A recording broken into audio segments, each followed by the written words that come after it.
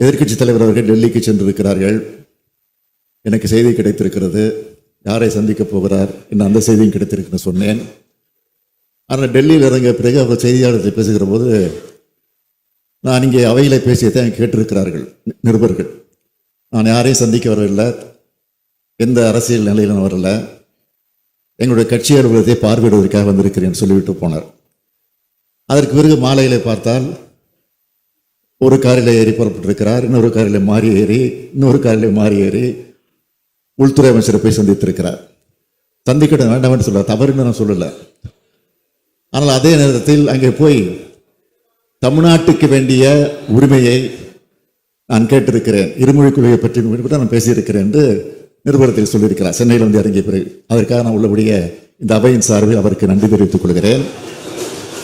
நன்றி தெரிவிக்க அதே நேரத்தில் எப்படி இருமொழி கொள்கையை பற்றி வலியுறுத்தி வந்திருக்கேன்னு சொன்னாரோ, அதுவே இந்த பிரச்சனையும் அடுத்த முறை டெல்லிக்கு செல்கிற போது அவர் வலியுறுத்த வேண்டும் என்ற அந்த வேண்டுகோளை வைத்து